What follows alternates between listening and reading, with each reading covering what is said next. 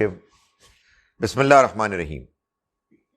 ہمیں شروع کرنا ہے آج سورہ طٰہٰ کی سورہ نمبر 20 آیت نمبر 71 سے۔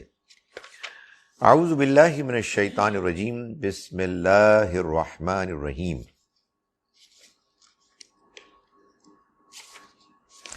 قال آمنتم لہ قبل ان آذن لکم، کہا اس نے یعنی فرعون نے، کیا تم ایمان لائے ہو اس پر قبل ان آذن لکم، اس سے پہلے کہ میں نے تم کو اجازت دی؟ کیا تم ان پر یعنی موسیٰ پر ایمان لے آئے ہو اس سے پہلے کہ میں نے تم کو اجازت دی؟ اِنَّهُ لَكَبِيرُكُمُ الَّذِي عَلَّمَكُمُ السِّحْرَ، یقیناً یہ تمہارا بڑا ہے، تمہارا وہ گرو ہے جس نے تمہیں جادو سکھایا۔ بڑا ہی شاطر، مکار سیاستدان تھا فرعون، اور اس نے ہار نہیں مانی۔ یعنی جیسے ہی اس کو ایک سیٹ بیک ہوا، اس نے پینترا بدلا اور ایک نیا سٹینس اڈاپٹ کر لیا۔ جب اس نے یہ دیکھا کہ پچھلی آیت میں ہم نے دیکھا کہ جادوگر بے اختیار سجدے میں گر پڑے، انہوں نے اپنے جادو کے نتیجے میں جو رسیاں اور لاٹھیاں بظاہر نگاہوں کو سانپ لگنے لگیں، تو موسیٰ علیہ السلام کی لٹھیا نے جب وہ اختیار کی شکل اژدہے کی، وہ سب کو نگل گیا۔ تو انہیں محسوس ہوا کہ یہ تو جادو نہیں ہے، یہ تو کوئی اور چیز ہے، ریئل چیز ہے۔ تو وہ بے اختیار سجدے میں گر پڑے۔ اب ظاہر ہے یہ وہ سچویشن تھی کہ جس میں کمپلیٹ لاس فیلیور ہو گیا فرعون کا، ختم ہو اس کی ساری بات۔ تو اس نے ہار نہیں مانی، اس نے اپنے پینترا بدلا اور اس نے کہا کہ یہ تمہارا گرو ہے جس نے تمہیں سکھایا۔ یعنی مطلب یہ ہے کیا لوگ تھے نا بہت سارے، تم یہ مت سمجھو کہ یہ ہماری ہار ہو گئی ہے، نہیں، اصل میں یہ اس کی سازش ہے، اور یہ سارے جادوگر اصل میں چھپ چھپا کے اس گرو سے سیکھتے تھے، جادوگروں سے بھی، اور سب لوگ اکٹھے تھے آس پاس، ایک مجمع تھا نا، مجمع کے سامنے ہار ہو گئی۔ موسیٰ علیہ السلام کی لٹھیا اژدہا بن کے اس نے تمام ان کے جادو کو بالکل واضح کر دیا کہ وہ بیکار ہے، وہ ایک دھوکہ ہے، فریب ہے، اور موسیٰ علیہ السلام کی بات غالب آ گئی۔ اس موقع پر اس نے پھر اپنی سلطنت، حکومت کو بچانے کے لیے اس نے یہ کہا کہ دیکھو یہ ان سارے جادوگروں کے گرو ہیں، انہی نے ان کو سکھایا ہے۔ فَلَأُقَطِّعَنَّ أَيْدِيَكُمْ وَأَرْجُلَكُمْ مِنْ خِلَافٍ، تو میں اب تمہارے ہاتھ اور پاؤں کٹوا دوں گا بے ترتیب، یعنی بازو الگ اور ٹانگ الگ، یہ میں کروں گا۔ وَأُسَلِّمَنَّكُمْ فِي جُذُوعِ النَّخْلِ، اور تمہیں کھجور کے تنوں پر سولی چڑھا دوں، ان لوگوں کے سامنے میں یہ سب کچھ کروں گا۔ وَلَتَعْلَمُنَّ أَيُّنَا أَشَدُّ عَذَابًا وَأَبْقَىٰ، اس کے بعد تمہیں معلوم ہوگا کہ ہم دونوں میں سے کس کی سزا زیادہ سخت اور زیادہ دیر تک رہنے والی ہے۔ یہ اصل میں وہ اشارہ ہے کہ جو ان کے زمانے میں جادوگروں کے جو گرو ہوتے تھے، اگر ان سے ان کے چیلے شاگرد ان کی نافرمانی کرتے اور ان کے حکم کے خلاف چلتے تو ان کو سزا دیتے۔ تو اس نے یہ کہا فرعون نے کہ یہ جو سزا تمہیں یہ دے سکتا تھا تمہارا گرو، میں اس سے زیادہ بڑی سزا دوں، میں تمہارے بازو اور تمہارے ہاتھ کاٹ دوں گا مخالف سمت سے، پھر تم کو معلوم ہوگا کہ ہم میں سے کون ہے کہ جو عذاب کے لحاظ سے زیادہ سخت ہے اور کس کی سزا، کس کا عذاب باقی رہنے والا ہے۔ قالوا لن نؤثرك على ما جاءنا من البینات، انہوں نے کہا، یعنی جادوگروں نے کہا کہ ہم تم کو ہرگز ترجیح نہیں دیں گے علی ما جاءنا من البینات، ان واضح نشانیوں پر کہ جو ہمارے سامنے آ چکی، ہمارے سامنے ہمارے رب کی طرف سے جو واضح نشانیاں آ گئی ہیں، اس کے بعد ہم ان کے مقابلے میں تم کو ترجیح نہیں دیں گے، ہمیں بات سمجھ میں آ گئی ہے۔ فرمایا فقض ما انت قاض، تو کر لو جو تمہیں کرنا ہے، تمہیں جو کرنا ہے کر گزرو، ہمیں اب اس کی کوئی پرواہ نہیں کہ جو تم ہمیں دھمکیاں دیتے ہو اور جو تم ہم کو سزا سنا رہے ہو، ہم اس سے ہرگز نہیں ڈریں گے، کیونکہ ہمارے سامنے روشن واضح نشانیاں آ گئیں۔ انما تقضی حاضی الحیات الدنیا، تم تو دنیا کی زندگی ہی میں کر سکتے ہو جو کر سکتے ہو، تمہارا بس تو اس دنیا کی زندگی ہی میں چل سکتا ہے۔ انا آمنا بربنا، ہم ایمان لائے اپنے رب پر، لیغفر لنا، کہ وہ ہمیں معاف کر دے، خطایانا، ہماری خطاؤں کو، وما اکرہتنا علیہ من السحر، اور معاف کر دے ہمیں اس بات پر کہ جو تم نے ہمیں جادو پر مجبور کیا۔ یعنی مطلب یہ ہے کہ اس سے معلوم ہوا کہ وہ اصل میں جادو کرنا چاہتے ہی نہیں تھے، موسیٰ علیہ السلام کے مقابلے میں آنا ہی نہیں چاہتے تھے، یہ فرعون نے ان کو دبایا، مجبور کیا کہ وہ آئیں اور مقابلے میں اس کے سامنے آ کے کھڑے ہوں۔ یہ قرآن سے معلوم ہو رہا ہے، اور یہ قرآن کے اس قانون کے بھی مطابق لگتا ہے جو قانون ہدایت ہے۔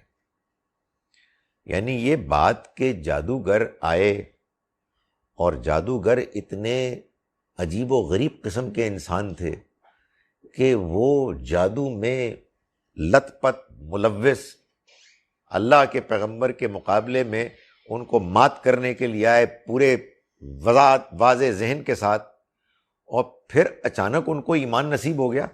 نہیں، وہ پہلے سے ہی ٹھیک لوگ تھے، اندر ہی اندر سے ان کو کچھ بات سمجھ میں آ رہی تھی، ان کا اس کی طرف رجحان جھکاؤ تھا، ان کو فرعون نے مجبور کیا تھا، وہ اندر سے اس پر کنونس نہیں تھے، کہ اچانک جب بات بالکل واضح ہو گئی تو انہوں نے کہا کہ نہیں، اب ختم ہوگی بات، اب ہمیں بات سمجھ میں آ گئی۔ یہ بات سمجھ میں آپ، قرآن یہ بتاتا ہے کہ انسان کو ہدایت ملتی ہے ایسے کہ انسان ہدایت کا طالب ہوتا ہے، انسان کے اندر اس کے لیے جھکاؤ ہوتا ہے، انسان اس کے بارے میں اللہ سے پر امید ہوتا ہے اور اپنا رویہ ٹھیک کرتا ہے۔ تو یہ ایسا نہیں ہے کہ یہ ایسے ہوا کہ وہ جادوگر تھے اور بالکل فضول قسم کے لوگ تھے اور اچانک پلٹا انہوں نے کھایا، نہیں، وہ پہلے سے معلوم ہوتا ہے ان کا رجحان تھا۔ یہ اللہ کا طریقہ ہے۔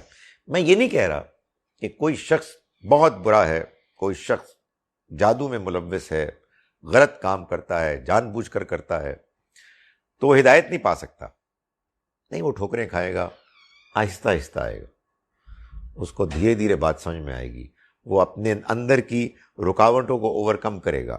یہ جتنا اچانک آئے ہیں اور جتنا واضح آئے ہیں، اس سے معلوم ہوتا ہے کہ بندے ٹھیک تھے، لیکن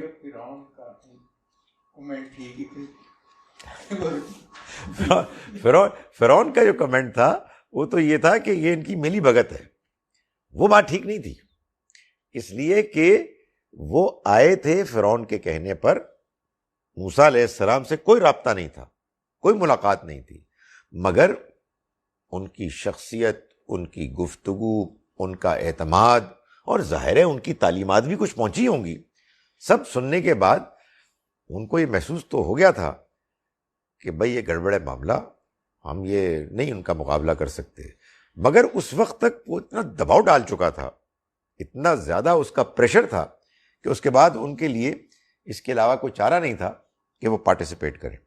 فرمایا واللہ خیر و ابقیٰ، اور اللہ ہی ہے کہ جو سب سے بہتر ہے اور باقی رہنے والا ہے. یعنی جب وہ سب سے بہتر ہے اور وہ باقی رہنے والا ہے تو پھر اس کا انعام، اس کی طرف سے مہربانی وہ بھی سب سے بہتر ہے اور باقی رہنے والی ہے.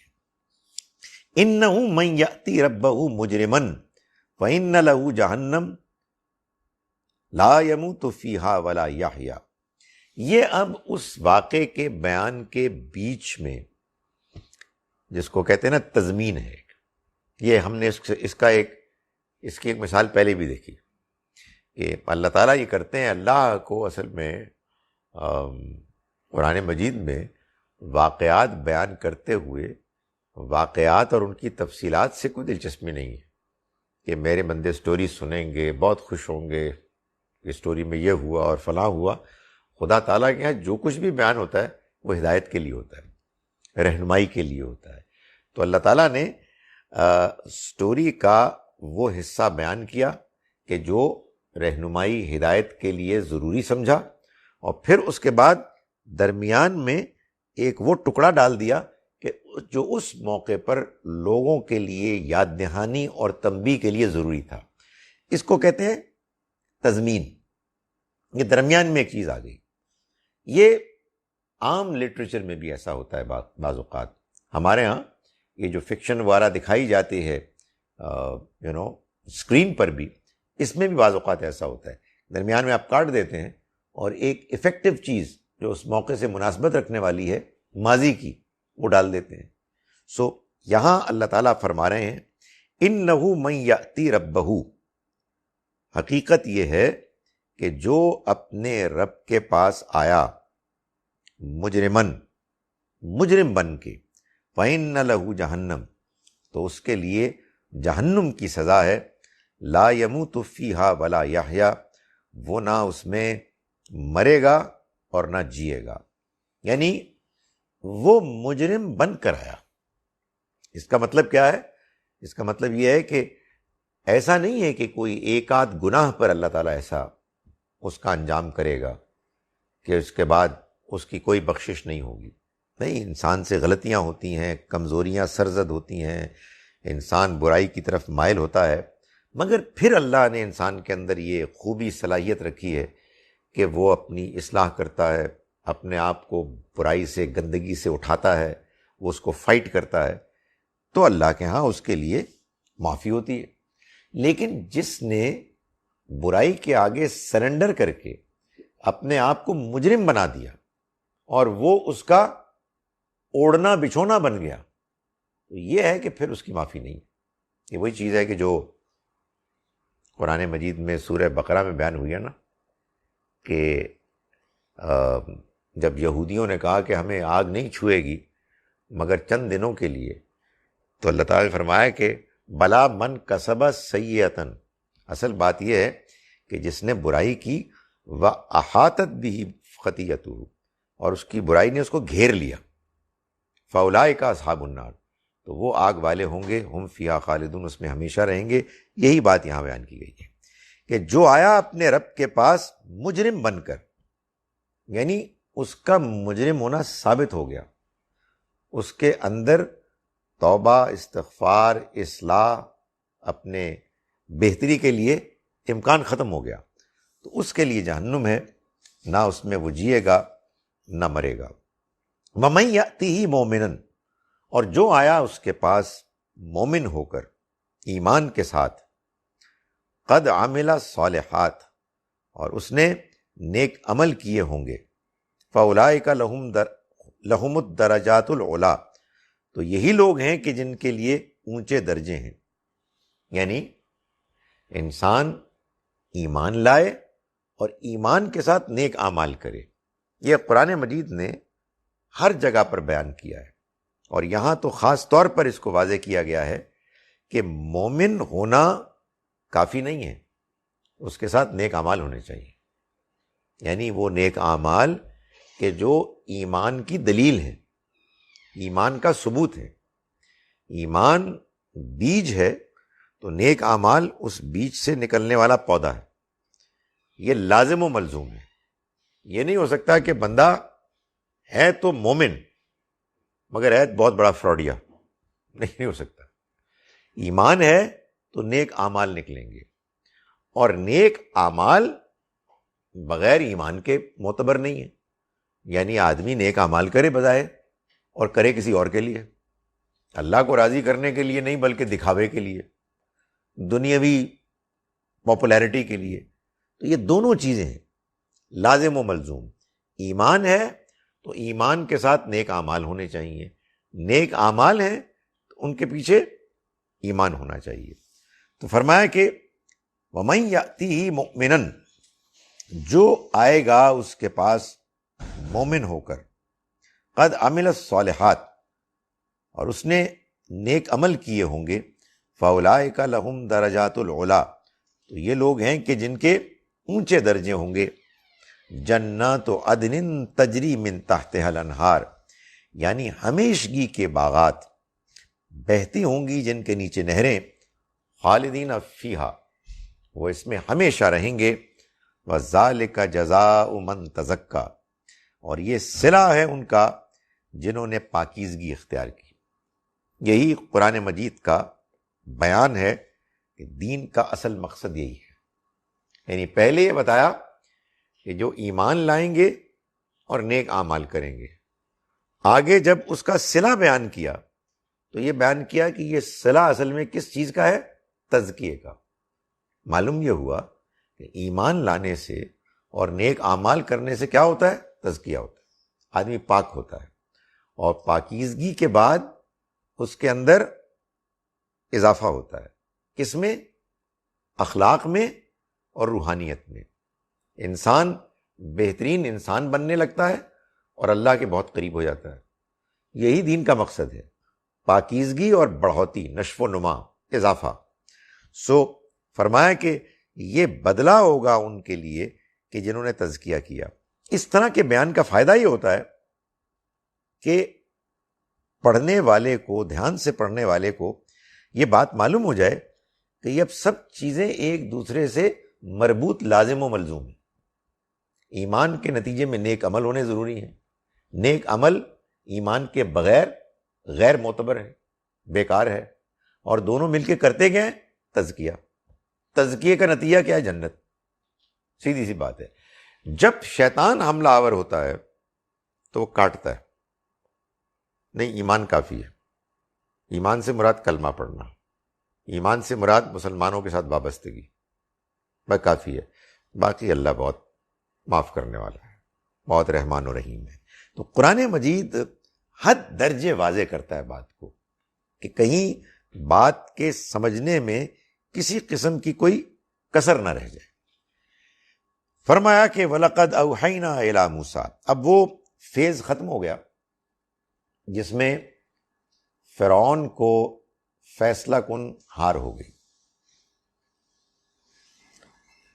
جادوگروں کا کیا بنا اللہ میاں انٹرسٹڈ نہیں ہے بتانے میں۔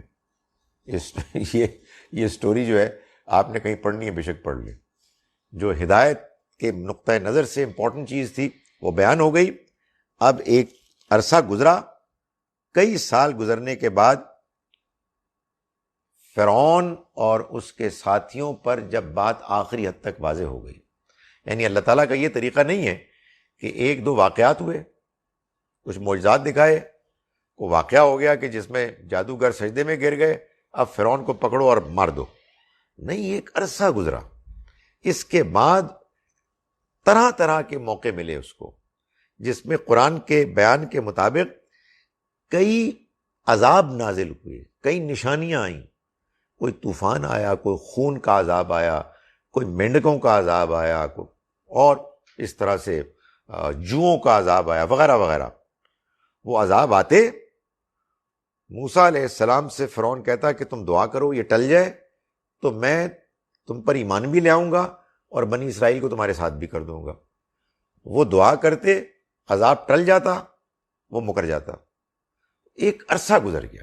تو یہ جب عرصہ گزر گیا، اس تمام اللہ کی طرف سے وضاحت کے بعد تو فرمایا کہ وَلَقَدْ أَوْحَيْنَا إِلَىٰ مُوسَىٰ، ہم نے موسیٰ پر وحی کی، ان اسری بعبادی، کہ تم میرے بندوں کو رات کے وقت نکل جاؤ، لے کر نکل جاؤ میرے بندوں کو، بنی اسرائیل کو۔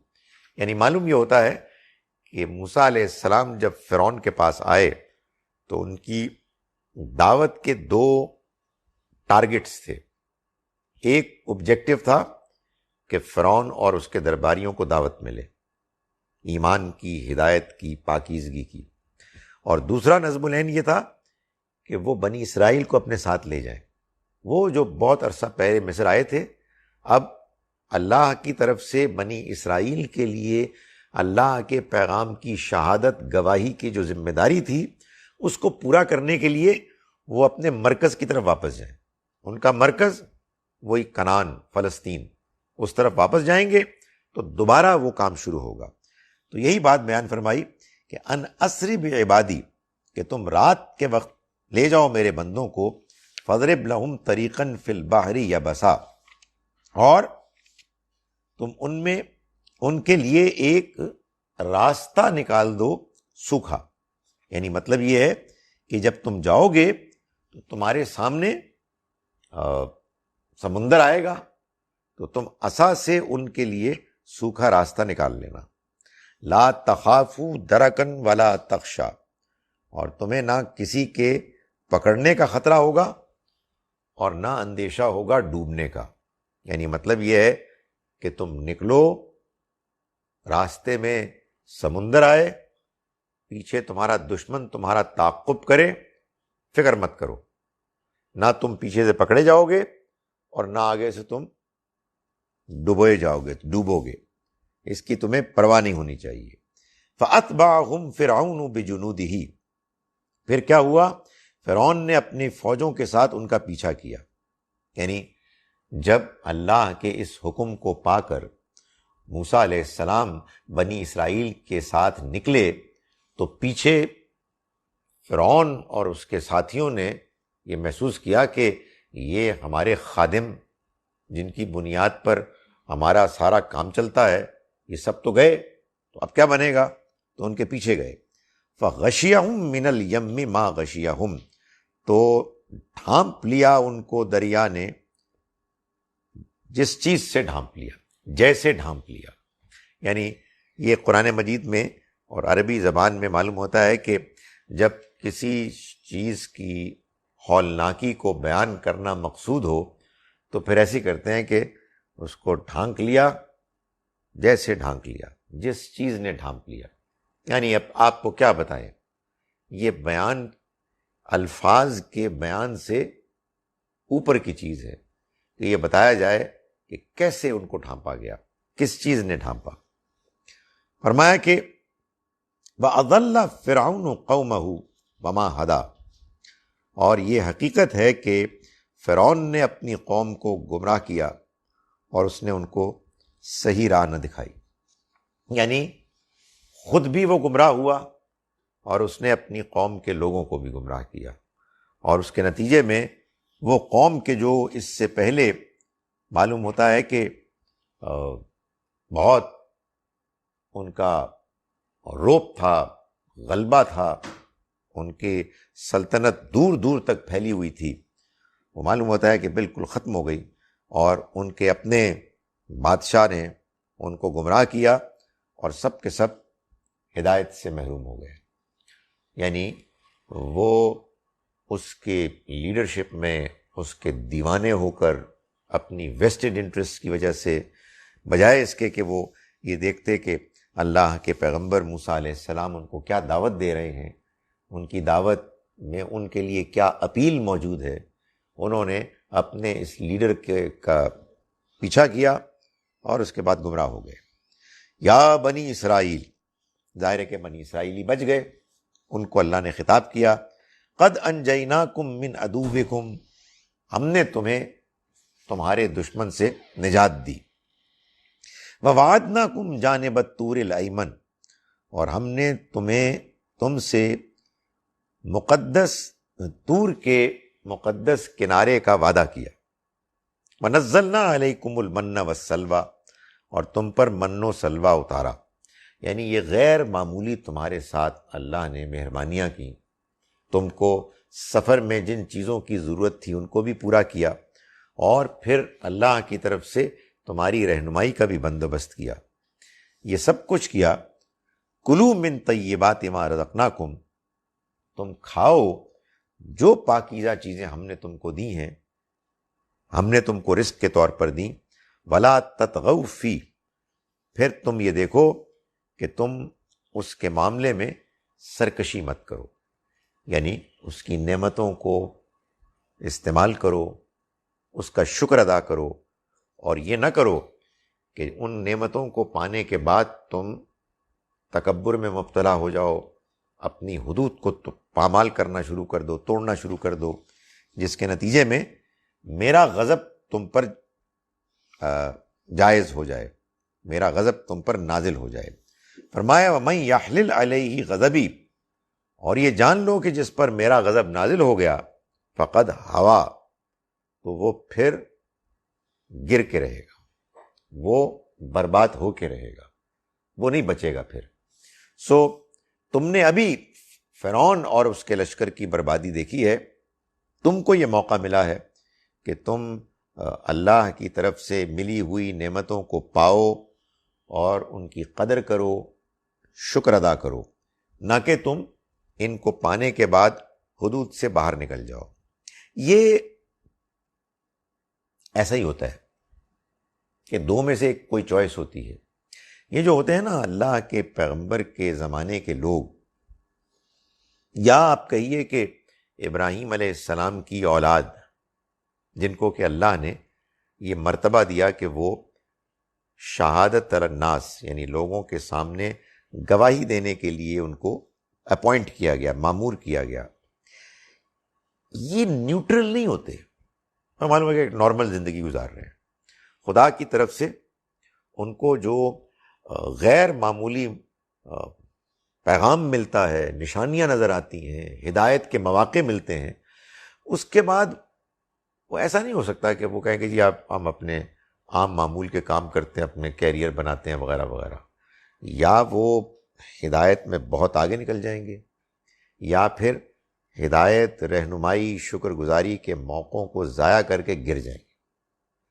باقی دنیا کے لیے اللہ تعالیٰ کی طرف سے بالکل چھوٹ، آزادی ہے کہ آپ جو کام کرنا چاہتے ہیں کریں، دین کے عالم بننا چاہتے ہیں، مولوی بننا چاہتے ہیں وہ بھی بن سکتے ہیں، کوئی اور کیریئر اڈاپٹ کرنا چاہتے ہیں وہ بھی کریں، لیکن پیغمبر اور ان کے ساتھی اور ابراہیم کی اولاد کہ جن کو اللہ نے چنا ہے، اگر وہ اللہ کی طرف سے جو ان کا مشن ہے اس کو اختیار نہیں کریں گے تو دوسرا جو ان کا ہے نا ایکسٹریم، وہ ان کے معاملے میں ہو جائے گی۔ تو یہاں بھی اسی بات کو اللہ تعالیٰ نے فرمایا کہ تم اللہ کی طرف سے جو آیا ہوا رزق ہے اس کو برتو، کھاؤ، اور سرکشی مت کرو، اس کے معاملے میں حد سے آگے مت بڑھو، پھر کہیں یہ نہ ہو کہ میرا غضب تم پہ نازل ہو جائے، اور جس پر میرا غضب نازل ہوگا تو پھر وہ برباد ہو جائے گا۔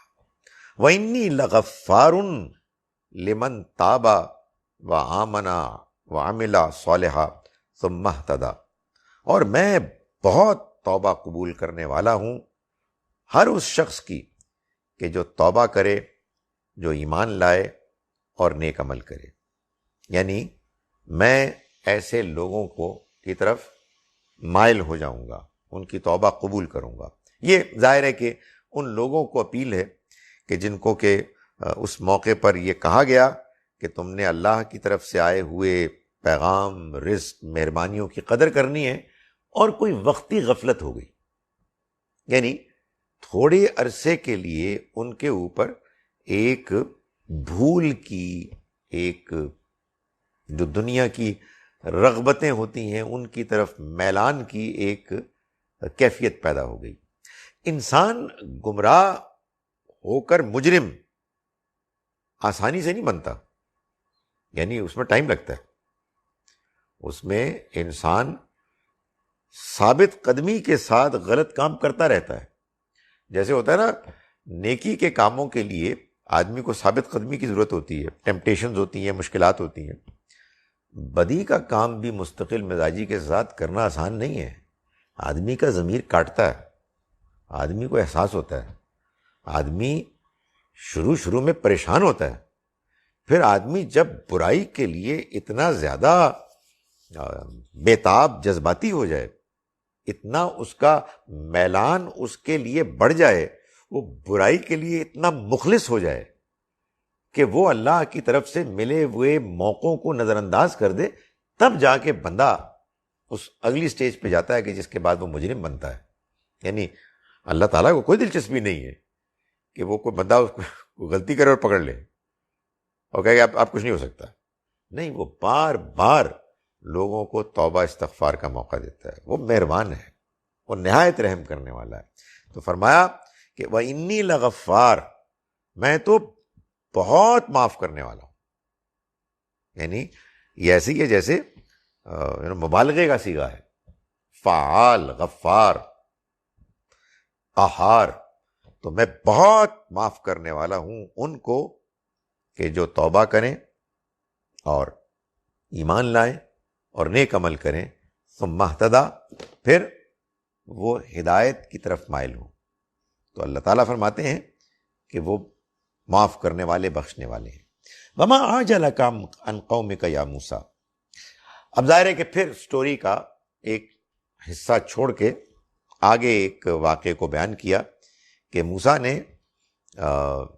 علیہ السلام کو اللہ کی طرف سے ملاقات کا اندیا ملا، ملاقات کے لیے ان کو معلوم ہوتا ہے کہ اشارہ ہوا کہ آپ تشریف لے آئیں، اور ہوا یہ کہ موسیٰ علیہ السلام پہنچ گئے وقت سے پہلے جو ان کو ٹائم ملا تھا اس سے پہلے پہنچ گئے۔ پیغمبر کوئی غلطی اپنی نفس کی برائی کی طرف مائل ہو کے نہیں کرتے، یعنی وہ بہت پاکیزہ لوگ ہوتے ہیں۔ کوئی اگر ہو جائے تو اس طرح کی ہوتی ہے، ٹائم جو دیا ہوا تھا اس سے پہلے پہنچ گئے، اس میں تو کوئی برائی ہے نہیں بھائی، ایک شوق ہے اللہ سے ملاقات کا، تو یہ تو بڑی زبردست چیز ہے۔ تو موسیٰ علیہ السلام پہنچ گئے، تو اللہ تعالیٰ نے پوچھا وما اعجلک عن قومک یا موسیٰ، یہ آپ نے جلدی کیوں کی اپنی قوم کو چھوڑ کر اے موسیٰ؟ جلدی کیوں تشریف لے آئے؟ آپ کو تو ہم نے کل کے لیے بلایا تھا، آپ آج ہی تشریف لے آئے۔ قال هم اولائی علی اثری، تو موسیٰ علیہ السلام نے فرمایا کہ یہ لوگ میرے نقش قدم پر ہیں، میرے پیچھے چل رہے ہیں۔ وہ سر نقش قدم سے یاد آیا، وہ وعدہ ہی کیا جو وفا ہو گیا، وہ قبرستان میں آج بھی وہ اسی طرح سے، وہ پتہ نہیں کیسے کرے، وہ زیر زبر کی کوئی غلطی تھی، اب تو کوئی اور آگے ہوں گے، پتہ نہیں کہ وہی ہیں، ہاں دیکھ لیجئے گا۔ انہوں نے کہا کہ اولائی علی اثری، یہ لوگ میرے پیچھے ہیں۔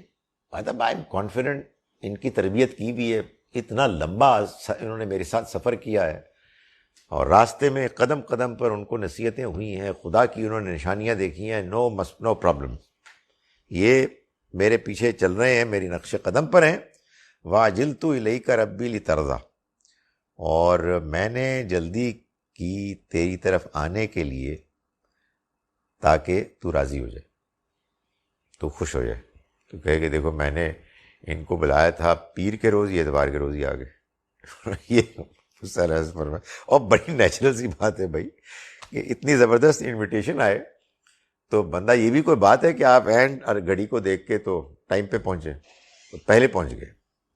یہ فرمایا انہوں نے، قال فإنا قد فتنا قومک من بعدک وأضلهم السامری، تو فرمایا اللہ تعالیٰ نے کہ ہم نے تمہاری قوم کو تمہارے پیچھے فتنے میں ڈال دیا اور سامری نے ان کو گمراہ کر ڈالا۔ ہم نے ان کو فتنے میں ڈال دیا، یہ اصل میں اللہ تعالیٰ بات بیان کرتے ہیں اپنی طرف منسوب کر کے ایسے کہ وہ جو اللہ کا قانون ہے، جس قانون کے مطابق کوئی قوم یا فرد یا ہدایت پاتا ہے، گمراہ ہوتا ہے، وہ اللہ کا بنایا ہوا قانون ہے، اور اللہ نے لوگوں کو آزادی دی ہے۔ تو جب اللہ کی دی ہوئی آزادی کو غلط استعمال کر کے کوئی فرد یا افراد گمراہ ہو جاتے ہیں تو اللہ تعالیٰ اس کو اپنی طرف منسوب کر لیتا ہے کہ ہم نے کیا ہے. جیسے آتا ہے نا قرآن میں بہت کہ ختم اللہ علی قلوبہم، اللہ نے ان کے دلوں پر مہر کر دی. تو لوگ کہتے ہیں جی کہ مہر کر دی تو پھر ان کا کیا قصور ہے؟ نہیں، اللہ نے ان کے دلوں پر اپنے اس قانون کے مطابق مہر کر دی کہ جس قانون میں یہ بات طے ہے کہ اگر لوگ اپنی آزادانہ مرضی سے جانتے بوجھتے ہوئے غلط راستے کو اختیار کریں گے اس کے گلیمر، اس کی اٹریکٹیونیس کی وجہ سے، تو پھر فوراً نہیں، بار بار کے غلط رویے کے اختیار کرنے پر ان کے دل دھیرے دھیرے زنگ آلود ہو جائیں گے اور ان پر مہر لگ جائے گی.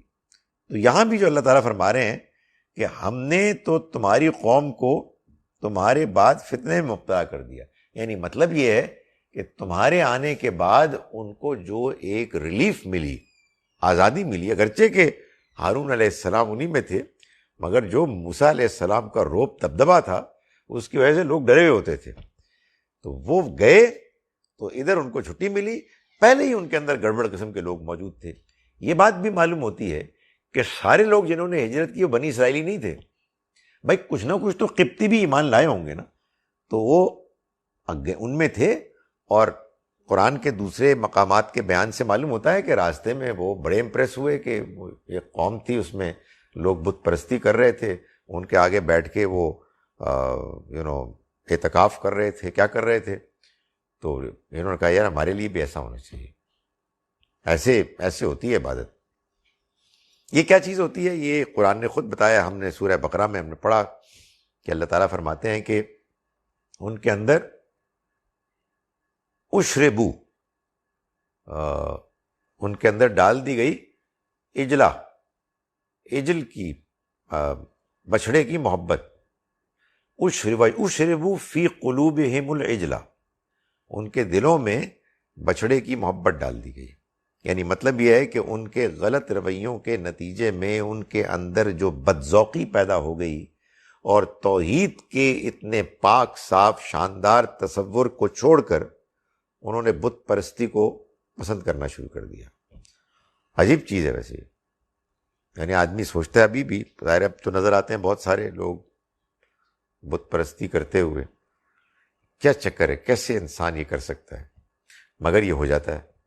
انسان ذرا غافل ہو اس سے کہ اللہ نے جو اس کو سلیم فطرت دی ہے، صحیح راستہ اختیار کرنے کے لیے جو اس کے اندر رجحان رکھا ہے پاکیزگی کا، اگر وہ اس کو چھوڑنا شروع کر دے، نظر انداز کرنا شروع کر دے، ناقدری شروع کر دے، تو پھر یہ چیز پیدا ہو جاتی ہے. اور یہ کیوں ہوتی ہے؟ یہ اللہ کا قانون ہے. تو اللہ نے اس قانون کو ایسے بیان کیا کہ ہم نے تو فتنے میں مبتلا کر دیا ہے موسیٰ تمہاری قوم کو تمہارے یہاں آ جانے کے بعد، وَأَضَلَّهُمُ السَّامِرِي، اور سامری نے ان کو گمراہ کر دیا. یہ ان میں ایک فرد ہے کہ جس نے اس میں لیڈنگ رول پلے کیا، تو اس کے بارے میں فرمایا کہ اس نے ان کو گمراہ کر دیا.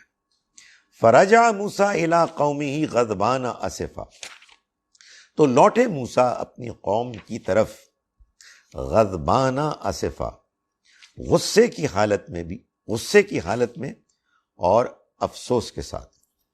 یعنی غصہ بھی تھا اور افسوس بھی تھا.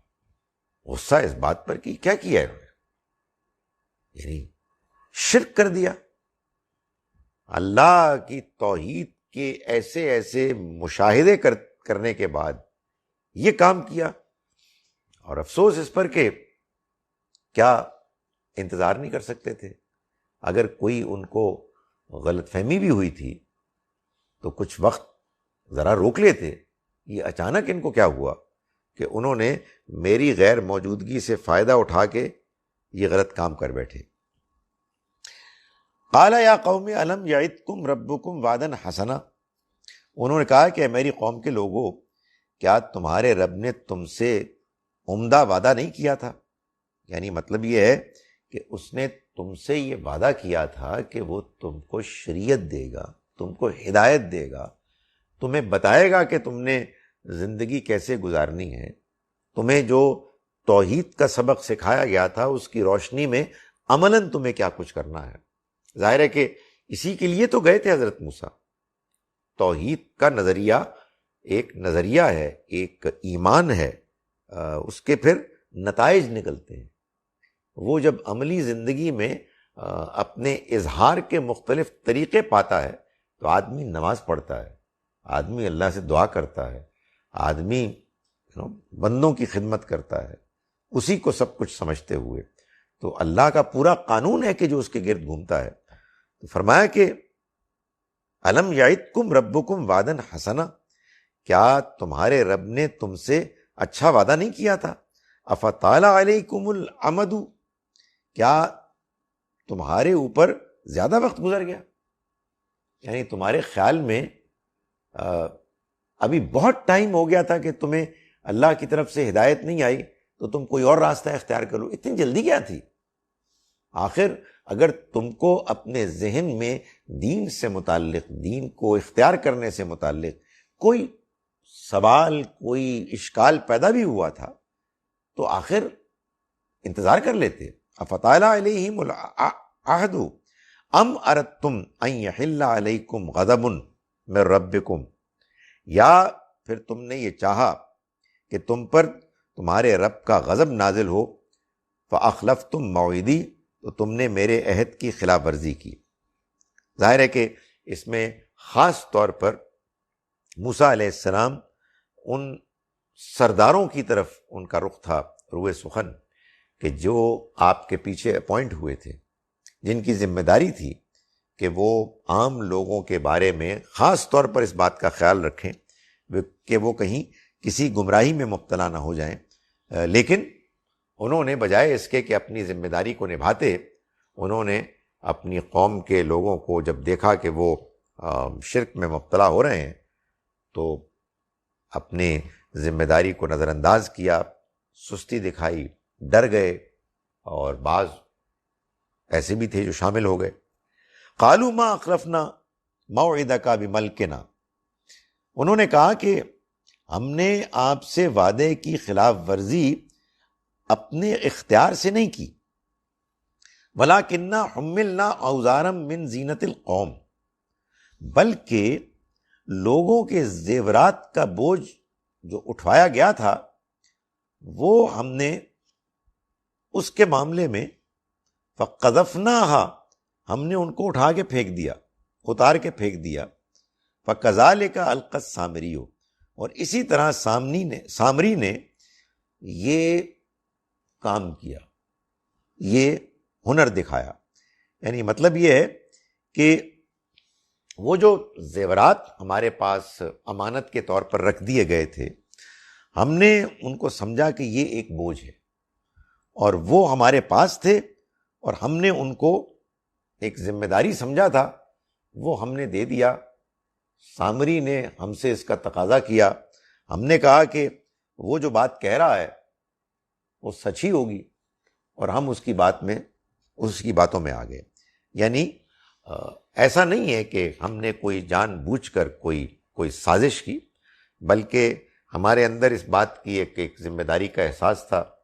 ہمیں لوگوں نے اپنے جو بھی ویلیوبلز تھے وہ ہمارے پاس سونپے ہوئے تھے، ہمیں تو معلوم بھی نہیں تھا کہ اپنے زیورات کے ساتھ اب یہ کیا کرنے والے ہیں۔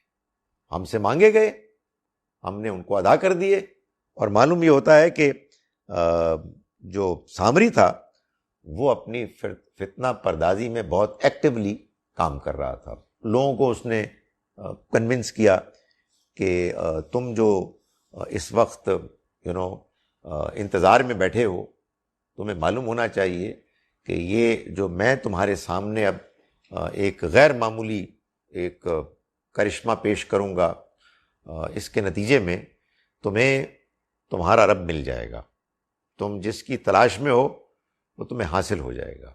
بعض اوقات جب قوم کے اندر اس قسم کی کمزوری پیدا ہو جاتی ہے اور وہ بلینک ہوتے ہیں، یعنی ان کے اندر ہدایت رچی بسی نہیں ہوتی، تو کوئی فتنہ پرداز آدمی آ کے جو اچھی گفتگو بھی کرتا ہو، لوگ اس سے متاثر بھی ہوں، کوئی ادھر ادھر کے وہ ایسے طریقے بھی دکھا دے غیر معمولی قسم کے کہ جس سے کہ لوگ متاثر ہو جائیں، تو اس طرح کے فتنے پھر لوگوں کو متاثر کر بیٹھتے ہیں۔ تو فرمایا کہ فَأَخْرَجَ لَهُمْ عِجْلًا جَسَدًا لَهُ خُوَارٌ، تو اس طرح سے سامری نے ان کے لیے انہی زیورات میں سے ایک بچڑا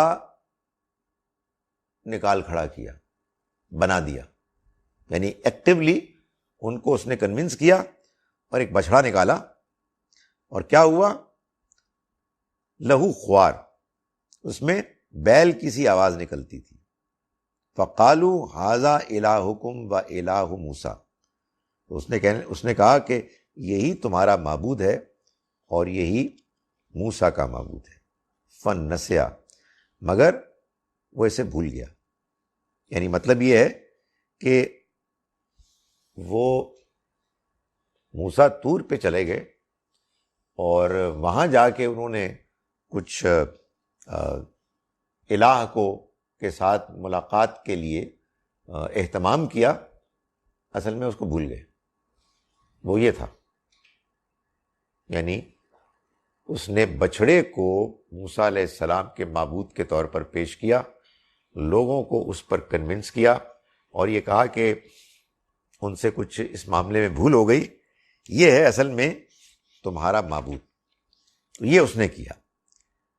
اس پر اللہ تعالیٰ فرماتے ہیں کہ افلا یرون، کیا انہوں نے یہ نہیں دیکھا، کیا وہ اس بات کو نہیں دیکھتے تھے، اللہ یرجع الیہم قولا، کہ وہ ان کی کسی بات کا جواب نہیں دے سکتا تھا، ولا یملک لہم ضرا ولا نفع، اور نہ وہ ان کو کوئی نفع اور نہ ہی کوئی نقصان پہنچا سکتا تھا۔ یعنی کیا حماقت اور بے وقوفی کی انہوں نے بات کی کہ اس بچڑے کو معبود بنا لیا جو کسی کام کا نہیں تھا۔ خدا تعالیٰ اس سے دعائیں کی جاتی ہیں، وہ دعائیں سنتا ہے، انسان اپنے اندر محسوس کرتا ہے کہ وہ اپنے رب سے بات کر رہا ہے۔ ایک انسان ایک بچڑے کو اپنا معبود بنا کے کیا پاتا ہے؟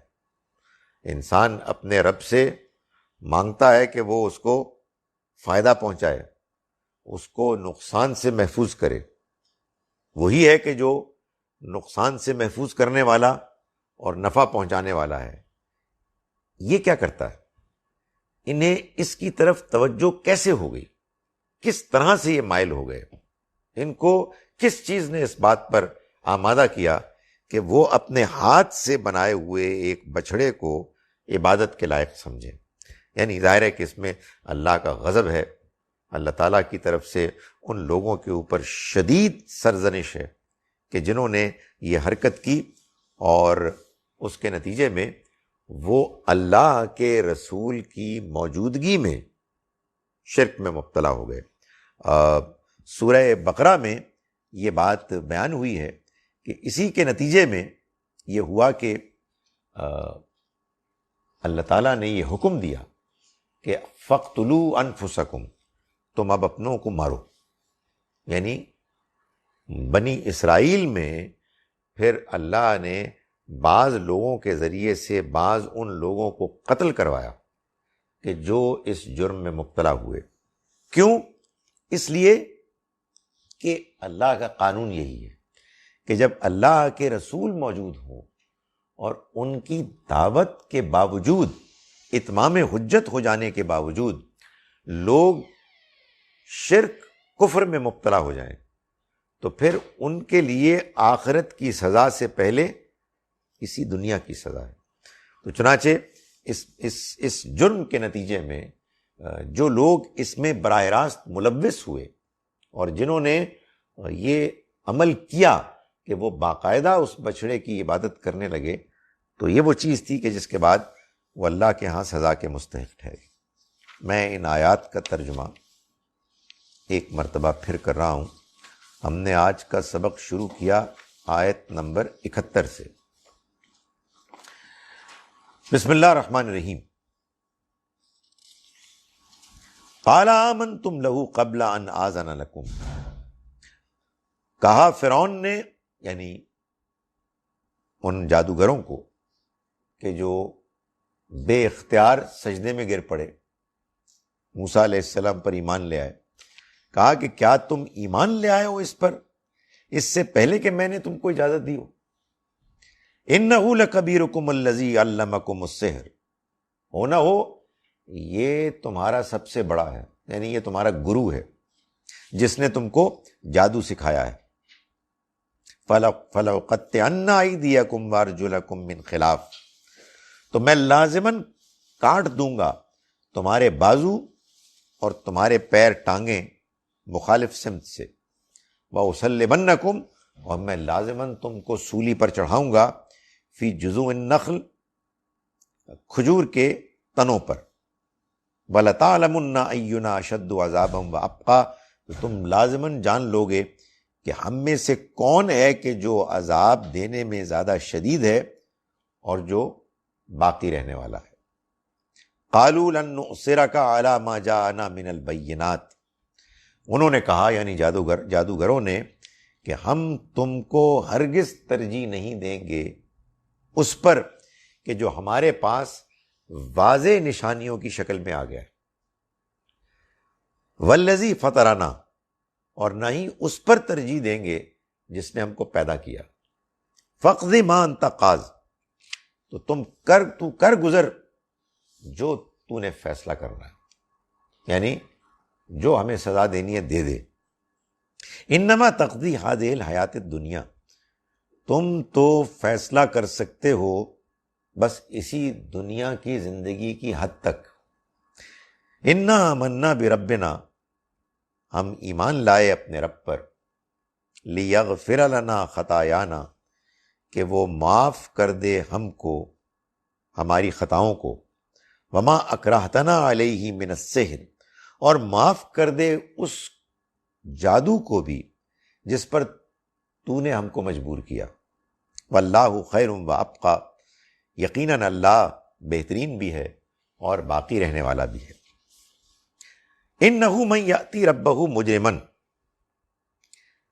حقیقت یہ ہے کہ جو شخص اپنے رب کے پاس مجرم کی حیثیت سے آئے گا، فإن لہ جہنم، تو اس کے لیے جہنم کی سزا ہوگی، لا یموت فیہا ولا یحیا، وہ نہ اس میں مریں گے نہ جئیں گے۔ ومن یأتیہ مومنا، اور جو آئے گا مومن کی شکل میں، مومن کی حیثیت میں، قد عمل الصالحات، اور اس نے نیک اعمال بھی کیے ہوں گے، فاولئک لہم الدرجات العلی، تو یہ وہ لوگ ہیں کہ جو اونچے درجے، جن کے لیے اونچے درجے ہوں گے، یعنی جنات عدن تجری من تحتها الانہار، ہمیشگی کے باغات بہتی ہوں گی جن کے نیچے نہریں، خالدین فیہا، اور رہیں گے ان میں ہمیشہ، وذالک جزاء من تزکا، اور یہ ہے بدلہ ان کے لیے کہ جنہوں نے اپنا تزکیہ کیا۔ وَلَقَدْ أَوْحَيْنَا إِلَىٰ مُوسَىٰ، اور ہم نے وحی کی موسیٰ کی طرف، ان اسری بعبادی، کہ آپ رات کے وقت میرے بندوں کو لے نکل جائیں، فَاضْرِبْ لَهُمْ طَرِيقًا فِي الْبَحْرِ، پھر ان کے لیے سوکھا راستہ بنا لیں، یبسن لا تخاف درکن ولا تخشا، تو نہ تمہیں اندیشہ ہوگا پکڑے جانے کا اور نہ تمہیں خطرہ ہوگا ڈوبنے کا۔ فَأَتْبَعَهُمْ فِرْعَوْنُ بِجُنُودِهِ، تو پیچھا کیا ان کا فرعون نے اپنے لشکر کے ساتھ، فَغَشِيَهُمْ مِنَ الْيَمِّ، تو ڈبو دیا ان کو دریا میں، ما غشیہم، وہ جو ڈبو دیا، جس نے ڈبو دیا ان کو، جیسے ڈبو دیا ان کو۔ وَأَضَلَّ فِرْعَوْنُ، گمراہ کر دیا ان کو گمراہ کر دیا فرعون نے قومہ، اپنی قوم کو، وما ہدا، اور اس نے ان کی رہنمائی نہیں کی۔ یا بنی اسرائیل، اے بنی اسرائیل، قد انجیناکم من عدوکم، ہم نے تم کو تمہارے دشمن سے نجات دی، وواعدناکم جانب الطور الایمن، اور ہم نے تم کو طور کے مقدس کنارے کا وعدہ کیا، وَنَزَّلْنَا عَلَيْكُمُ الْمَنَّ وَالسَّلْوَىٰ، اور ہم نے اتارا تمہارے اوپر من و سلوہ۔ کُلُوا مِن طَیِّبَاتِ مَا رَزَقْنَاکُمْ، کھاؤ ان پاکیزہ چیزوں میں سے جو ہم نے تم کو رزق کے طور پر دیں، وَلَا تَطْغَوْا، اور مت سرکشی کرو فیہ، اس کے معاملے میں، فَيَحِلَّ عَلَيْكُمْ غَضَبِي، پھر کہیں ایسا نہ ہو کہ تم پر میرا غضب نازل ہو جائے۔ وَمَن يَحْلِلْ عَلَيْهِ غَضَبِي، اور جس کے اوپر میرا غضب نازل ہو جائے گا، فقد ہوا، تو وہ برباد ہو گیا، گر گیا۔ وَإِنِّي لَغَفَّارٌ، اور میں بہت معاف کرنے والا ہوں، لمن تابا و آمنا و عمل صالحا، ان کو کہ جنہوں نے توبہ کی، جو ایمان لائے اور نیک اعمال کیے، ثم اہتدی، پھر ہدایت پر رہے۔ وما اعجلک عن قومک یا موسیٰ، جب موسیٰ میں پاس آئے اللہ کے کوہ طور پر، تو اللہ تعالیٰ نے پوچھا کہ یہ اپنی قوم کو چھوڑ کر تم جلدی کیوں آ گئے اے موسیٰ؟ قال هم اولائی علی اثری، انہوں نے فرمایا کہ وہ لوگ تو میرے نقش قدم پر ہیں، میرے راستے پر چل رہے ہیں۔ وعجلت الیک ربی لترضی، اور میں نے جلدی کی اے میرے رب، اس لیے میں نے جلدی کی تیرے طرف آنے کے لیے، اس وجہ سے کہ تو راضی ہو جائے۔ قال فإنا قد فتنا قومک من بعدک، تو فرمایا اللہ تعالیٰ نے کہ ہم نے تو فتنے میں مبتلا کر دیا تمہاری قوم کو تمہارے نکل جانے کے بعد۔ وَأَضَلَّهُمُ السَّامِرِيُّ، اور ان کو گمراہ کر دیا سامری نے۔ فَرَجَعَ مُوسَىٰ إِلَىٰ قَوْمِهِ غَضْبَانَ أَسِفًا، تو لوٹے موسیٰ اپنی قوم کی طرف غصے میں بہت اور افسردہ ہو کر، افسوس کی حالت میں۔ قال یا قوم الم یعدکم ربکم، انہوں نے کہا کہ میری قوم کے لوگوں، کیا تم سے تمہارے رب نے وعدہ نہیں کیا تھا؟ وعدن حسنا، اچھا وعدہ۔ افطال علیکم العہد، کیا تم پر بہت زیادہ زمانہ گزر گیا میرے جانے کے بعد؟ ام اردتم ان یحل علیکم غضب، یا تم نے ارادہ کیا کہ تمہارے اوپر غضب نازل ہو جائے میرے ربکم، تمہارے رب کی طرف سے؟ فاخلفتم موعدی، تو تم نے میرے وعدے کی خلاف ورزی کی۔ قالوا ما اخلفنا موعدک بملکنا، انہوں نے کہا کہ ہم نے آپ کے وعدے سے خلاف ورزی اپنے اختیار سے نہیں کی۔ وَلَكِنَّا حُمِّلْنَا أَوْزَارًا مِّن زِینَةِ الْقَوْلِ، بلکہ ہوا یہ کہ ہم سے لوگوں کے زیورات کا بوجھ اٹھوایا گیا۔ فَقَذَفْنَاهَا، تو وہ ہم نے اتار دیا، یعنی ہم سے مطالبہ کیا گیا، ہم نے اس کو اتار دیا۔ فَكَذَلِكَ أَلْقَى السَّامِرِيُّ، اور اس طرح سامری نے یہ کاروائی کی، ہنر دکھایا، یہ کام کیا۔ فَأَخْرَجَ لَهُمْ عِجْلًا جَسَدًا لَهُ خُوَارٌ، سو اس نے، سامری نے ان کے لیے ایک بچھڑا بنا کر نکال کھڑا کیا، یعنی انہی زیورات سے ایک بچھڑا بنا کے دے دیا، نکال کھڑا کیا۔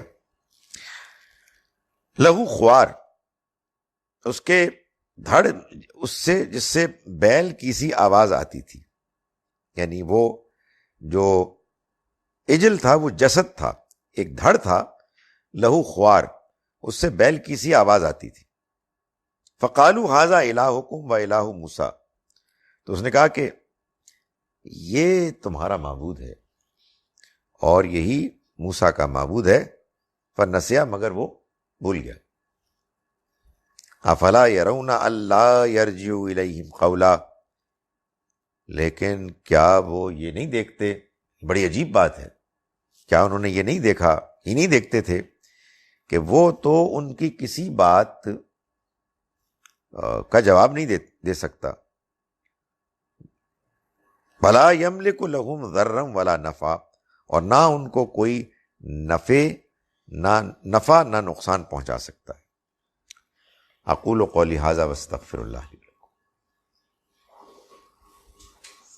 جی سوال، آج تو ہمارے پاس نہیں، یہ تو آپ سوال ہی پہنچا دیں.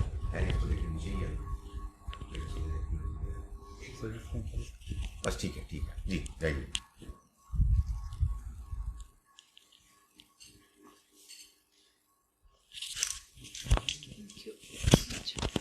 ایکسکیوز می سر، یہ ذرا تھوڑا سا سر یہ زیورات کا تھوڑا ایکسپلین کر دیں، اور یہ ایکسپلین کر دیں کہ سر جو اللہ نے کہا کہ ہم نے ان کو گمراہ کیا، تو اس کو ذرا سر تھوڑا پلیز ایکسپلین کر دیں. Thank you.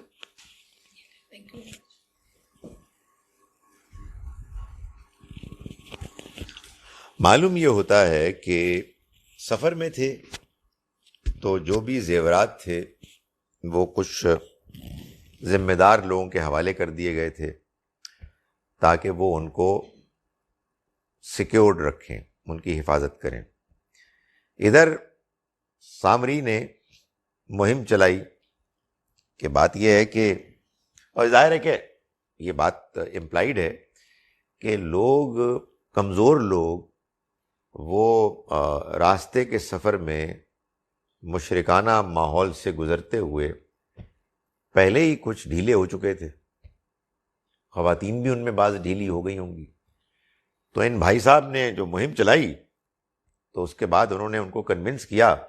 یہ بھی اس نے اندازہ کر لیا ہوگا کہ وہ ابھی کچھ ٹائم ہے ان کے پاس، تو اس نے پھر ان لوگوں کو کنونس کیا کہ اگر تم زیورات میرے حوالے کر دو تو میں پھر تمہیں تمہارا معبود بنا دوں جس کا تم مطالبہ کر رہے ہو. اس سارے بیان سے بھی معلوم ہوتا ہے کہ وہ کچھ تھا، کاریگر آدمی تھا، ڈیزائنر تھا. تو اس نے ایسا ڈیزائن کر دیا کہ ہوا چلتی تو اس میں سے آواز آتی. اور آگے چل کے یہ بھی معلوم ہوگا کہ اس کے اندر کچھ اور بھی لٹک تھی، یعنی کچھ غیب کی چیزیں بھی وہ دیکھنے کا دعویٰ کرتا تھا. تو اس نے اس کی ایک ایسی اندیکھی دنیا والی توجیہ بھی کر دی کہ بھائی میں نے تو یہ دیکھا تھا، وہ آگے چل کے ہم پڑھیں گے. تو ایک بات تو یہ ہے. دوسری چیز جو اللہ تعالیٰ نے فرمایا کہ ہم نے ان کو فتنے میں مبتلا کر دیا، تو اس سے مراد یہ ہے کہ ہم نے ان کے لیے جو ہدایت اور گمراہی کا قانون، ضابطہ طے کیا ہوا ہے، وہ اس قانون اور ضابطے میں اس غلط رویے کے اختیار کرنے کے نتیجے میں کہ جو ان کے اپنے اختیار میں تھا، وہ فتنے میں مبتلا ہو کے گمراہ ہو گئے ہیں. چونکہ یہ ہمارا قانون ہے، ہم نے اس قانون کو طے کیا ہے، اور وہ اپنی مرضی سے اس کی زد میں آ گئے، تو اللہ تعالیٰ اس کو بعض اوقات یوں بیان کرتا ہے کہ ہم نے ان کو فتنے میں مبتلا کر دیا. تو میں نے اسی لیے مثال دے کے سمجھایا، یہ ایسے ہی جیسے کہ قرآن کہتا ہے کہ ہم نے ان کے دلوں پہ مہر کر دی. یعنی مطلب یہ ہے کہ ہمارا قانون ہے کہ اگر کوئی شخص جان بوجھ کر بار بار غلط کام کرے گا تو ایک موقع آ جائے گا کہ جب اس کے اندر کا احساس مردہ ہو جائے گا. تو یہ ہے اصل میں اس کو بیان کرنے کے لیے یہ طریقہ تعبیر اختیار کی قرآن مجید نے کہ اس نے ان کے دلوں پہ مہر کر دی، یا صم بکم عمی فہم لا یرجعون، وہ بہرے گونگے اندھے ہو گئے چنانچہ وہ لوٹ کے نہیں آئیں گے. جی سر، جو آج کے یہود ہیں ان کا آخرت کے بارے میں کیا اس وقت ایمان ہے؟ کیا وہ ہیون اور ہیل کے اوپر یقین رکھتے ہیں جس طرح کے دوسرے اہل کتاب جو رکھتے ہیں؟ ان کا معاملہ کیا ہے؟ کیونکہ ہمیں تو قرآن سے یہی بات سمجھ آتی ہے کہ انہوں نے شاید ایک حوالہ ہم بار بار آپ سے بھی سنتے آئیں کہ ہمیں اگر چھوئے گی آگ تو بہت چند دن. تو ایک تو یہ ذرا واضح کیجئے. دوسرا یہ آپ نے ایک اور حوالہ دیا کہ ان لوگوں نے جنہوں نے سامری کے کہنے کے اوپر وہ بت بنانے میں مدد دی اس کو، یا اس کے ساتھ شامل ہو گئے، ان کو بعد میں بنی اسرائیل کے لوگوں نے قتل کیا. تو کیا یہ شریعت موسوی کی وہ سزا ہے، وہی جو مرتد کے قتل کے معاملے میں ہمارے ہاں بھی رائج سمجھی جاتی ہے اور ابھی بھی سمجھی جاتی ہے؟ یعنی یہ جو دوسری بات ہے یہ تو اصل میں مثال ہے اس اللہ کے قانون کی کہ جب اللہ کے رسول خود موجود ہوں گے اور وہ اپنی قوم کے سامنے اللہ کے پیغام کے ذریعے سے حجت تمام کر دیں گے اور اس کے باوجود قوم انکار کرے گی، شرک کرے گی، تو ان کے لیے اسی دنیا میں سزا ہے، اور شرک کرنے والوں کو یہ سزا ملتی ہے، اور وہ سزا ان کو مل گئی۔ یعنی یہ بعد کے ادوار کے لیے نہیں ہے، مگر ان کے ہاں اگر فرض کیجئے کہ کوئی اس سے وہ قانون بیان کرے گی جو ہمارے ہاں بھی لوگ بیان کرتے ہیں، تو ظاہر ہے کہ یہ ایک امکان ہے کہ وہ اس کو بجائے اس کے کہ رسولوں کے ساتھ خاص مانے، وہ اس کو بعد کے ادوار کے لیے بھی سمجھیں۔ لیکن بہرحال قرآن کے بیان سے یہ معلوم ہوتا ہے کہ جو سزا ان کو ملی وہ عین اس رسالت کے قانون کے مطابق ملی کہ جو قرآن میں بیان ہوا ہے، جس کو ہم جانتے ہیں۔ رہی یہ بات کہ کیا یہودی آج آخرت کو مانتے ہیں؟ دیکھیں، یہودیوں کی بہت سی قسمیں ہیں۔ بہت سے وہ لوگ ہیں کہ جو آج بھی شریعت کے بڑے پابند ہیں۔ کون سی شریعت؟ اس کا وہ حصہ کہ جو ابھی تک انٹیکٹ ہے۔ جیسے میں آپ کو پہلے ہی بتا چکا ہوں کہ یہ جو ہفتے کے دن کے احکام ہیں ان کو بڑے اسٹرکٹلی فالو کرتے ہیں۔ اسرائیل میں بھی بعض conservative Jews, London, New York, ہر جگہ جہاں جہاں وہ رہتے ہیں ان بستیوں میں صبح سے شام تک کوئی دنیاوی کام نہیں ہوتا۔ اسی طرح سے معاملہ آخرت کا ہے، لیکن یہ بات یہودیوں کے ہاں کہ وہ ایکسکلوسیو خدا تعالیٰ کے فیورٹس ہیں، یہ ایک غالب بات لگتی ہے ابھی بھی، مگر اس میں ایکسیپشنز ہیں۔ یعنی ایسے لوگ یہودیوں میں آج بھی موجود ہیں کہ جو اس بات کے قائل ہیں کہ اللہ کے ہاں جیسے بنی اسرائیل کے لیے آخرت میں کامیابی کے لیے وعدہ امید ہے، ویسے جینٹائلز کے لیے بھی ہے۔ مگر عام طور پر یہی بات ہے جو ہم سنتے ہیں کہ وہ یہ کہتے ہیں کہ ہم چوزن لوگ ہیں اور ہم کو اللہ تعالیٰ کی طرف سے وعدہ ہے کہ ہم کو اللہ تعالیٰ کی طرف سے سیلویشن ملے گی۔ عیسائیوں کے ہاں بھی یہی ہے، یعنی آپ ان کے ہاں اگر آپ دیکھیں تو وہ بھی یہی مانتے ہیں کہ مسیح علیہ السلام کی قربانی دینے کے نتیجے میں جو کفارہ ادا کیا ہے اللہ تعالیٰ نے انسانوں کے گناہوں کا، وہ جو مانے گا ان کو، وہی پھر اس سارے پروسیس کے برکت سے فائدہ اٹھائے گا۔ وہ گویا کہ اپنے گناہوں کے اس کفارے کی ادائیگی کے اس پروسیس میں شامل ہو گیا۔ لیکن بہرحال اگر آپ ان سے بات کریں تو آپ کو مختلف قسم کے ویوز ملیں گے، اور وہ لوگ بھی ملیں گے کہ جو بالکل فیئر انڈرسٹینڈنگ رکھتے ہیں۔ یہ اور بات ہے کہ نبی صلی اللہ علیہ وسلم کے پر ایمان کے معاملے میں ظاہر ہے کہ ان کے ہاں وہ رویہ نہیں ہے کہ جس کے نتیجے میں وہ مسلمان ہو جائیں۔ یعنی اس میں بھی معلوم ہوتا ہے کہ آج بھی عیسائیوں میں بھی اور یہودیوں میں بھی یہ پوائنٹ آف ویو رکھنے والے لوگ موجود ہیں کہ جو یہ کہتے ہیں کہ یہ اللہ کے پیغمبر ہیں مگر ان کے لیے، یعنی بنی اسماعیل کے لیے، سو وہ اپنے آپ کو الگ کر دیتے ہیں۔ جی ادھر لیں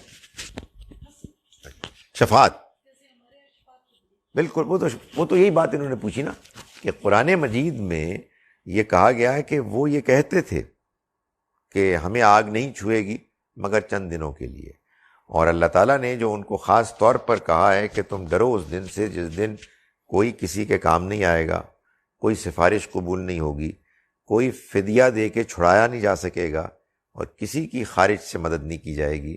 تو یہ اصل میں انہی کے نظریات کی نفی تو ہے۔ وہ یہی نظریات رکھتے تھے، ان کے یہی عقائد تھے کہ ہمیں آگ نہیں چھوئے گی مگر چند دنوں کے لیے۔ جناب at least they were sincere and with the realization of their limits they were not snobbish. اچھا جی، سورہ بقرہ آیت نمبر 108 میں کس قسم کے سوال کرنے سے منع کیا گیا ہے جبکہ قرآن سوال کرنے اور غور و فکر کرنے کی دعوت دیتا ہے؟ وہ خود بتا دیا ہے اس آیت مبارکہ میں کہ کیا تم چاہتے ہو کہ ام تریدون ان کہ تم پوچھو رسولکم کما سئل موسیٰ من قبل، کہ کیا تم چاہتے ہو کہ تم پوچھو رسولکم اپنے رسول سے جیسے کہ موسیٰ پوچھے گئے اس سے پہلے. یعنی وہ سوال وہ ہیں کہ جو شرارت کی نیت کے ساتھ کیے جاتے، بات کو ٹالنے نظر انداز کرنے کے لیے پوچھے جاتے، جس میں اللہ کے پیغمبر کہتے کہ تم گائے ذبح کرو اور وہ پوچھتے کیسی گائے. اب یہ جو کیسی گائے ہے، اس میں سوال بات کو سمجھنے کے لیے نہیں ہے، بات کو ٹالنے کے لیے. تو اللہ تعالیٰ یہ بتا رہے ہیں کہ جب ایک انسان اللہ کے پیغمبر کی مجلس میں ہو، ان کے سامنے موجود ہو، اور وہ سوال کرے ایسی نیت کے ساتھ کہ جس میں سمجھنا مقصود نہ ہو، بلکہ یا ٹالنا مقصود ہو یا مذاق اڑانا مقصود ہو، تو پھر یہ اصل میں ایمان چھوڑ کر کفر اختیار کرنا ہے. ویسے یہ بات اتنی شدت کے ساتھ نہ صحیح، ابھی بھی ایسے ہی ہے کہ آپ دین کے بارے میں سوال کریں مذاق کرنے کے لیے. مولوی صاحب بتاؤ جنت کا تمہارا کیا حال ہے، وہ کیسی ہوگی شراب، ایک واقعی سمجھنے کے لیے ہے اور ایک مذاق اڑانے کے لیے. تو یہ مذاق اڑانا یہ بڑی گھٹیا بات ہے.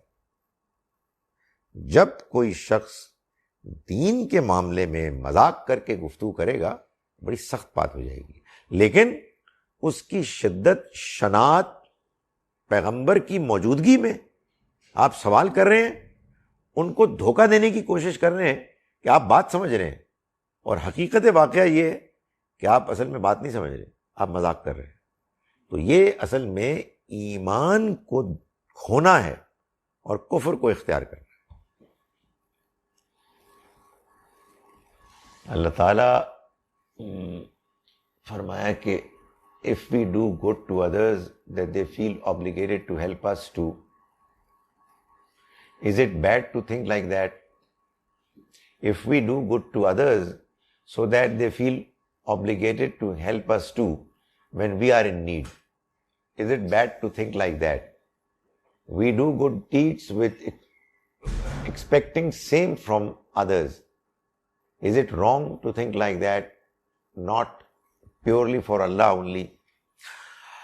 اللہ کے لیے جب کوئی آپ نیکی کا کام کرتے ہیں تو اس کو اللہ ہی کی خاطر کرنا چاہیے، دوسروں سے کوئی اجر کی توقع نہیں کرنی چاہیے.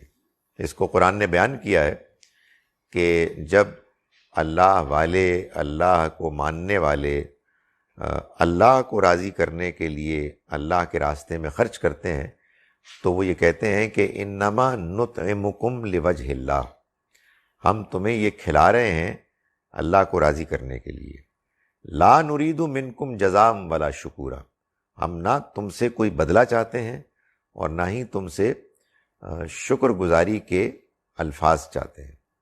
سو اس میں کوئی شک نہیں ہے کہ انسان اگر نیکی کی خاطر، اللہ کو راضی کرنے کی خاطر کوئی بھلائی کا کام کرتا ہے جس میں دوسروں کی مدد ہو رہی ہے، تو اس میں دوسروں سے بدلے میں ریٹرن کی توقع نہیں ہونی چاہیے. اسی وجہ سے آپ یہ دیکھیے کہ قرآن مجید اس معاملے میں اس حد تک ہم کو متنبع کرتا ہے کہ آپ نے غصے بھی نہیں ہونا، آپ نے ڈانٹنا بھی نہیں ہے. اللہ تعالیٰ آپ فرماتے ہیں نا، یا ایھا الذین آمنوا لا تبطلوا صدقاتکم بالمن والاذی، تم اپنے صدقات کو باطل مت کرو احسان جتلا کر اور اذیت دے کے. کالذی ينفق مالہ رئاء الناس، اس شخص کی طرح جو اپنا مال خرچ کرتا ہے لوگوں کو دکھانے کے لیے. ولا یؤمن باللہ والیوم الاخر، نہ اللہ پر ایمان رکھتا ہے نہ آخرت پر ایمان رکھتا ہے. تو اگر آپ کسی کی مدد کرتے ہیں، اور مدد کیوں کر رہے ہیں؟ احسان جتلانے کی، احسان کرنے کے لیے کہ دوسرا آپ کے احسان کو مانے، یا مدد کر رہے ہیں تو آپ اس کو اذیت دے رہے ہیں. یعنی کہیں یار تو کتنا کمینہ آدمی ہے کہ میں تینوں پیسے دیتے تو میں سلام بھی نہیں کرتا، بہت ہی گھٹیا آدمی. تو اس کا مطلب آپ احسان بھی جتلا رہے ہیں اور تنگ بھی کر رہے ہیں کہ آپ اپنی اس صدقے کو، خیرات کو، قرآن کہتا ہے باطل کر رہے ہیں، ضائع کر رہے ہیں. اس لیے آپ کو معلوم ہے نا کہ جو سورہ آل عمران میں اللہ تعالیٰ نے اسی طرح کے موقع پر مال خرچ کرنے والوں کا کہ وہ لوگ ہیں کہ جو کاظمین الغیظ، غصے کو پی جانے والے، والعافین عن الناس، اور لوگوں کو معاف کرنے والے ہیں. مطلب یہ ہے کہ آپ نے کسی کی مدد کی، اس نے آپ کے ساتھ بدتمیزی کی تو غصہ آیا نا، تو غصے کو پی جانے والے اور معاف کرنے والے. تو یہ اصل میں اللہ کے ہاں نیکی کا جو عمل ہے اس کی حفاظت کرنی چاہیے. In Islamic history, a fitna arose in early times that Muslim rulers wanted to declare Holy Quran as Allah's creation. I can't get what does it mean. یہ بات صحیح ہے کہ یہ جو خلق قرآن کا مسئلہ تھا، اس کی وجہ کیا تھی؟ یعنی وہ یہ کہتے تھے کہ قرآن مخلوق ہے، اور کچھ کہتے تھے کہ نہیں، مخلوق نہیں ہے، وہ اللہ کی صفت ہے. دیکھیں اس میں جو اس کا ایک دوسرا ہسٹوریکل پہلو ہے، وہ تو آپ کہیں گے تو میں پھر اس کی تیاری کر کے آؤں گا، لیکن اس میں جو میں امیجیٹ بات آپ کو بتا سکتا ہوں جس سے کہ یہ مسئلے کا آغاز ہوا. آپ کو معلوم ہے کہ ظاہر ہے مسلمان اپنے دین کی تبلیغ کرتے ہیں، عیسائی بھی اپنے دین کی تبلیغ کرتے ہیں. ہر گروپ جب اپنے نقطۂ نظر کی تبلیغ کرتا ہے تو وہ اپنے پوائنٹس بیان کرتا ہے. آپ بھی تو بائبل سے دلائل لاتے ہیں نا، تو عیسائی قرآن مجید سے دلائل لاتے ہیں. تو اسی طرح سے شروع میں جب مسلمانوں نے عیسائیوں سے بات کی تو اس زمانے میں بات کا طریقہ ہوتا ہے مناظرہ، آج کل بھی کرتے ہیں لوگ مناظرہ. تو اس میں مناظرہ واز لائک اے میچ، دو طرف کے پہلوان ہیں اور وہ ایک دوسرے کو دلائل سے مات کر رہے ہیں. تو عیسائیوں نے ایک بڑی دلچسپ ایک بات کرنی شروع کی کہ بھائی بات یہ ہے کہ جو تمہارا کلام ہے قرآن مجید، وہ خود یہ کہتا ہے کہ مسیح علیہ السلام جو ہیں وہ کلمت اللہ ہے، اللہ کا کلمہ ہے، وروح منہ، اور اس کی روح ہے. تو خود ہی تو کہہ رہا ہے کہ اس کا حصہ ہے. تو کلام جو ہے وہ متکلم کا حصہ ہوتا ہے، نہ کہ اس کی مخلوق ہوتا ہے. اور قرآن کہہ رہا ہے کہ مسیح علیہ السلام اللہ کا کلمہ ہے.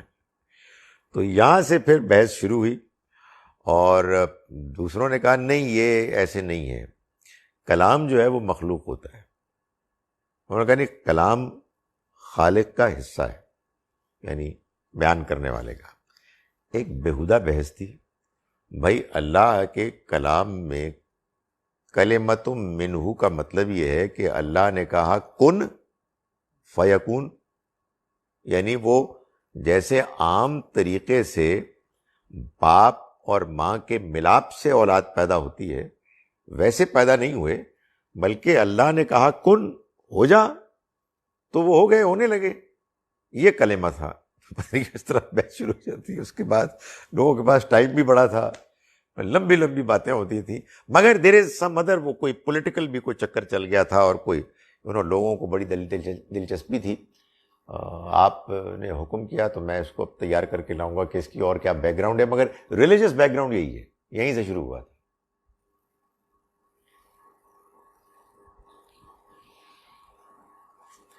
اچھا جی، آگے کے سوالات کدھر ہیں؟ What they are that we do have faith and try to do good, but sometimes we just live to enjoy this life. سمجھ میں نہیں ہے، سوال نہیں ہے. وہ لوگ آپس میں کچھ بات چیت بھی کرتے ہیں نا، اس میں ظاہر ہے میری باتوں کو سن کے بور ہوتے ہو گئے تو آپس میں انہوں نے کہا کہ گپ شپ کریں. A friend of mine told me she fasts twice a week just to please Allah. Is this essential or is it نفلی عبادت؟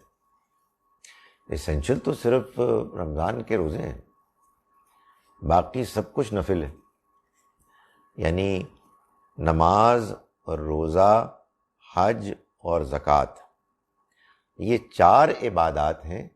ان عبادات میں ایک وہ عبادت کا حصہ ہے کہ جو لازم ہے، جس کو فرض کہتے ہیں، اور ایک وہ ہے کہ جو اختیاری ہے، اضافی، جس کو نفل کہتے ہیں. تو روزے کی عبادت میں جو فرض روزے ہیں وہ تو رمضان کے ہیں. اس کے علاوہ جو بھی آپ رکھیں گے وہ نفلی ہوں گے. تو جن کی آپ نے بات کی وہ نفلی روزے رکھتی ہیں کہ جو نبی اکرم صلی اللہ علیہ وسلم نے ریکمینڈ کیے، اور معلوم ہوتا ہے کہ آپ نے ان کو رکھا بھی.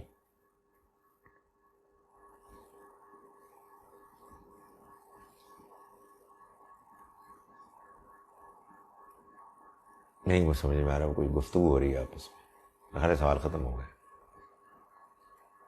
ٹھیک ہے. سبحانک اللہم نشہد ان لا الہ الا انت نستغفرک ونتوب الیک.